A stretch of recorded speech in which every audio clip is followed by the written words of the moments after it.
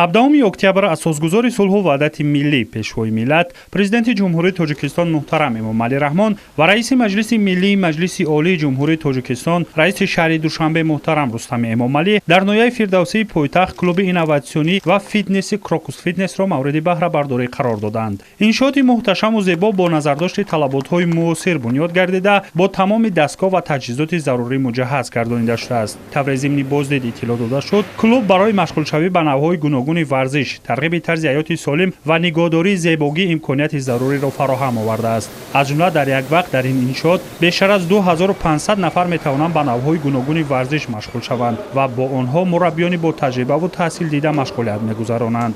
Крокус Фитнес дорои 3 ҳавзи замонавии шиноварӣ буда, ҳавзи калони он имконият дорад ки варзишгарони касбиро низ ба машғулият фаро гирад. Ҳамчунин барои занон як ҳавзи алоҳидаи овозӣ ва барои кӯдакон ҳавзи махсус бунёд гардида бо назардошти меъёрҳои санитарӣ ҳавзҳои шиноварӣ фаъолият менамоянд.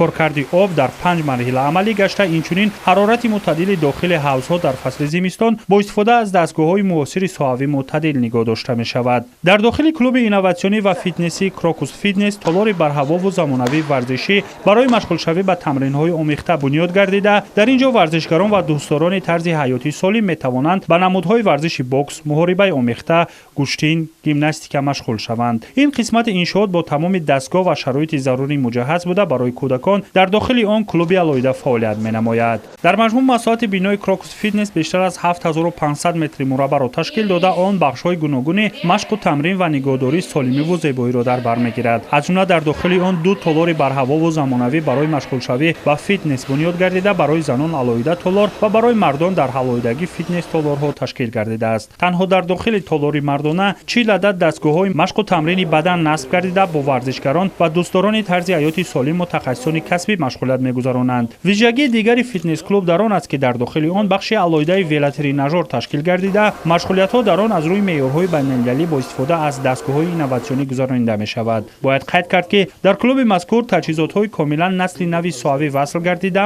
онҳо аз маъруфтарин ширкати амрикоӣ харидорӣ шуданд ки ин имконият медиҳад хоҳишмандон дар фазои мусоиду мувофиқ ба талаботҳои байналмилалӣ тамрин намоянд. Дар клуби инноватсионӣ ва фитнеси Крокус Фитнес бештар аз 100 нафар соҳиби ҷойи кори доимӣ гардиданд ки ҳамаи онҳо давоми чанд моҳ аз курсҳои бозомӯзӣ ки бо иштироки мутахассисони соҳибмалака доир гардида буд гузаштаанд. ба сарвари давлат муҳтарам Эмомалӣ Раҳмон иттилоъ доданд ки дар дохили иншооти навбунёд 2 толори дигар барои машғулшавӣ ба гимнастика ташкил гардида, барои фаъолияти босамари ин толорҳо тамоми дастгоҳҳои зарурӣ дастрас мебошад. варзишгарони хурдсол имконият доранд ки дар толори алоҳида ба тамрин ва омӯзиши ин нави варзиш ки барои обутоби ҳамаҷонибаи бадан зиёд зарур аст машғул шаванд. заноне ки ҳамроҳи кӯдакони хурдсолашон барои машқу тамрин меоянд, имконият доранд аз фаъолияти утоқи алоҳида ки барои бозии кӯдакон ташкил гардидааст истифода баранд. дар фазои мусоид бо ҷалби мутахассисони соҳибмалака дар ин ҷо кӯдакон ба бозиҳои гуногун фаро гирифта мешаванд. Крокус Фитнес ҳамчунин имкониятро барои машғулшавӣ ба аэрофитнес фароҳам овардааст ки дар ин бахш новобаста аз сину сол нафарони хоҳишманд метавонанд ба омӯзиши он машғул гарданд. дар таххонаи иншооти мазкур спа-салон ташкил гардида, барои бонувон хизматрасониҳои гуногуни вобаста ба нигоҳдории зебогӣ пӯсту рӯй, хизматрасонии косметологӣ ва навъҳои маҳз пешниҳод карда мешавад.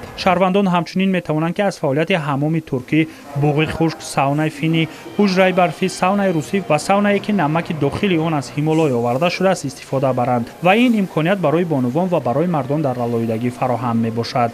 тамоми бахшҳои дохили Крокус Фитнес дорои утоқҳои алоҳидаи ивазкунии сару либос ва истироҳат буда, онҳо бо ҷойвонҳои замонавӣ ки барои ҳар нафар дар алоҳидагӣ пешбинӣ гардааст муҷаҳҳаз мебошанд. дар дохили маҷмӯаи мазкур ҳамчунин ошхонаи зебову замонавӣ фаъолият менамояд ки дар он ҳам хӯрокҳои варзишӣ ва ҳам таомҳои аврупоӣ ба мизоҷон пешниҳод карда мешавад. дохили иншоот бо санъати баланд ва шаклу услуби муосири замонавӣ бунёд гардида, утоқҳои корӣ, толорҳои тамринӣ ва роҳраву дигар қисматҳои он бо диду нигоҳи хос ва талаботҳои соҳавӣ рангу оро ёфтааст. иншоот аз 4 ошона ва таххона иборат буда, масоҳати умумии он беш аз 1 гектарро ташкил медиҳад ва дорои таваққуфгоҳи замонавӣ мебошад. дар саҳни он як майдончаи зебову замонавии варзишӣ ташкил гардида, ҳудуди Крокус Фитнес пурра бо дарахтони зебову ҳамешасабз оро дода шудааст. намои берунаи бино бо санъати баланд ва дизайни зебо ки мутобиқ ба талаботҳои шаҳрдорист бунёд ёфта, шабонгоҳ гирду атрофи он пурра чароғон мебошад. бояд гуфт ки Крокус Фитнес шабакаи бузурги клубҳои инноватсионӣ фитнесиро дар кишварҳои мухталиф Назарбаев дар бар гирифта ифтитоҳи он дар шаҳри Душанбе барои варзишгарон ва дӯстдорони тарзи ҳаёти солим тӯҳфаи бебаҳо ба ҳисоб меравад. Айни замон дар минтақа ин аввалин ва ягона иншооти варзишии Крокус фитнес буда. Гувоҳ аз он аст ки таваҷҷӯҳ ба тарғиби тарзи ҳаёти солим ва фароҳамсозии шароити замонавӣ барои машқу тамрини шаҳрвандон дар мамлакат хеле зиёд аст. Президенти ҷумҳурии Тоҷикистон муҳтарам Эмомалӣ Раҳмон зимни боздид ва шиносоӣ бо иншоот масъулинро вазифадор намуданд, ки чунин имконоти замонавиро самаранок истифода бурда ба ин васила намудҳои гуногуни варзишро равнақ бахшанд. Ҳамчунин таъкид гардид, ки ба мизоҷоне ки барои машқу тамрин ва ҳифзи солимиву зебогии худ ба клуби мазкур меоянд, хизматрасонӣ дар доираи стандартҳои байналмилалӣ ва ҷалби мутахассисони соҳибтаҷриба ва